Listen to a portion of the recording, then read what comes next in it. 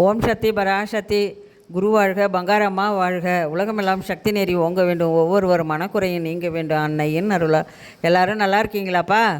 ஆடி 4வது வெள்ளிக்கிழமைப்பா. நம்ம பங்காரம்மாவோட அருளால் எங்கள் ஊர் பக்கம் நல்ல மழை.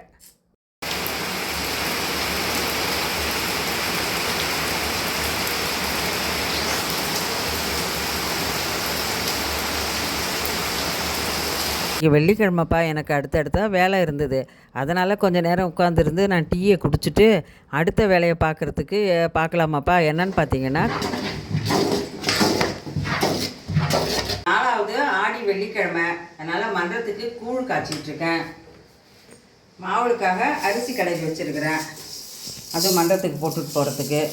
வீட்டுக்கும் இன்றைக்கி படைப்பேன்ப்பா, மகமாய்க்கு. அதுக்கும் மாவுளுக்கு, மன்றத்துக்கும் மாவுளுக்கு போடுறதுக்கு போட்டுட்ருக்கேன். கூழ் காய்ச்சிட்ருக்கேன், வாங்க பார்க்கலாம். என்ன கூழ்னு பார்த்தீங்கன்னா, குதிரைவாளியும் கேழ்வரகும் போட்டு தான்ப்பா கூழ் கிண்டிக்கிட்டு இருக்கேன். இந்த மாதம் ஆடி மாதம் 5 வெள்ளிப்பா.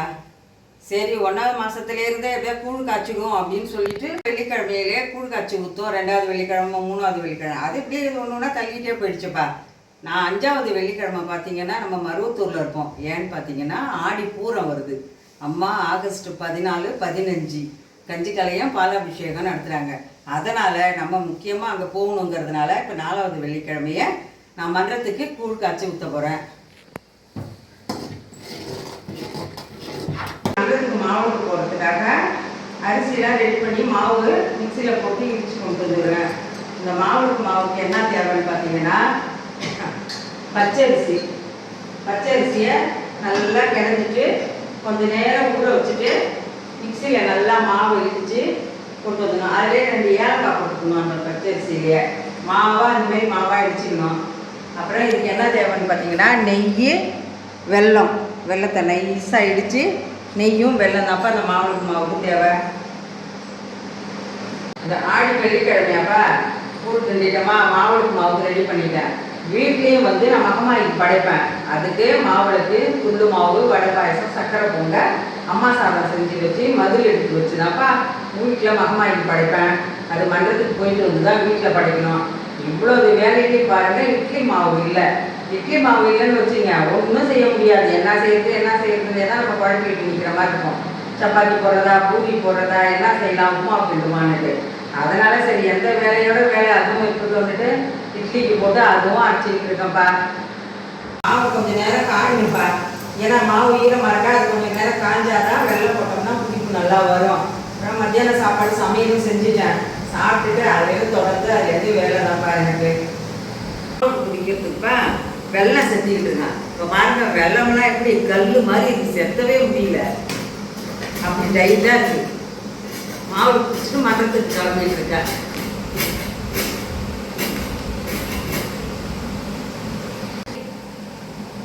மாவு குடிக்க போகிறப்பா, அதுக்கு வெல்லம் போட்டுட்டு நெய் போடுறேன். நெய் போட்டுட்டு அப்படியே நல்லா பிசைஞ்சு கட்டியாக மாவு குடிக்க வேண்டியதான். ஃபஸ்ட்டு நல்லா அப்படியே பிசைஞ்சு விட்டுக்கணும், நெய்யும் வெள்ளத்தையும் போட்டு. அப்போ தான் தண்ணி ஊற்றுறதுக்கு பதம் தெரியுமா.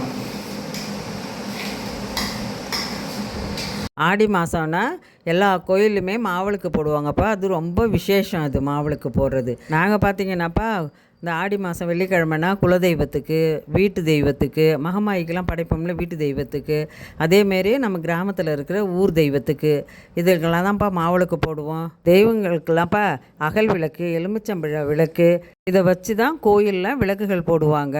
மாவிளக்கு தான்ப்பா நம்ம தமிழ்நாட்டிலே விசேஷமான விளக்கு. குலதெய்வம், வீட்டு தெய்வத்துக்கெல்லாம் தான்ப்பா மாவிளக்கு தான்ப்பா விசேஷம்.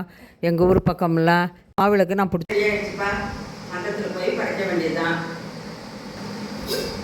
மாவிளக்கிலப்பா 3 பக்கமும் குங்குமம் போட்டு வச்சுட்டு, நெய் விட்டு, திரி போட்டுட்டு எல்லாம் ரெடி பண்ணி வச்சுட்டுப்பா, மாவுளுக்கு மாவை மன்றத்துக்கு போகிறதுக்கு முன்னாடியே டப்பாவில் எடுத்து வச்சுட்டேன். அடுத்து பார்த்தீங்கன்னாப்பா நேரம் ஆகிட்டுதுப்பா. உடனே சரி மன்றத்துக்கு கிளம்புறதுக்காக நாங்கள்லாம் ரெடி ஆகிட்டோம்.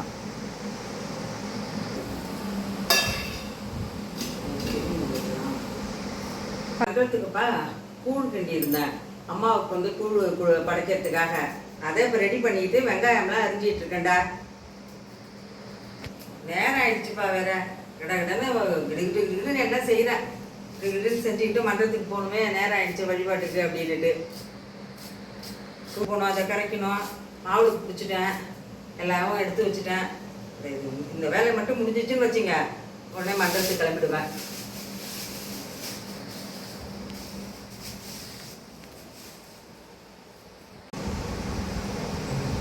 கூழ் ரெடி ஆகிடுச்சுக்கா, கூழ் ரெடி ஆகிடுச்சு பாருங்க. அப்புறம் பார்த்திங்கன்னா மன்றத்துக்கு கிளம்பி போயிட்டப்பா. மன்றத்துக்கு போய் பார்த்தோம்னா அழகாக அம்மாவை அலங்காரம் பண்ணி அழகாக இருந்தாங்க. அங்கேயும் பார்த்திங்கன்னா இந்த வாரமும் குங்கும அர்ச்சனை பண்ணோம். குங்கும அர்ச்சனை பண்ணிவிட்டு எடுத்து வச்ச மாவிளக்கை ஏற்றி வச்சுட்டுப்பா அர்ச்சனை தட்டுப்பா கொடுத்துட்டு படைக்கிறதுக்கு கூட்டு வழிபாடில் கலந்துக்கிட்டு நாங்கள் வழிபாட்டுக்கு எடுத்துகிட்டு போனேன். பிரசாதமாக வந்து கூழையும் இங்கே எல்லாருக்கும் கொடுக்கறதுக்காக வந்துட்டோம். மன்றத்தில் உள்ளவங்க எல்லோரும் நல்லபடியாக வாங்கி குடித்தாங்க. அம்மாவுக்கு நன்றியை சொல்லிவிட்டு நல்லபடியாக அம்மாவுக்கு வேண்டிட்டு வீட்டுக்கு கிளம்பிட்டோம். வீட்டுக்கு வந்து வீட்டு தெய்வத்துக்கு படைக்கிறதுக்கு விசேஷமாக இருந்ததுப்பா. நல்லபடியாக மன்றத்துக்கு போய் வழிபாடு முடிச்சுட்டுப்பா வீட்டுக்கு வந்துட்டோம்ப்பா. வீட்டில் வந்து மகமாய்க்கு படைக்கிறதுக்காக எல்லாம் ரெடி பண்ணிகிட்டு இருக்கேன்.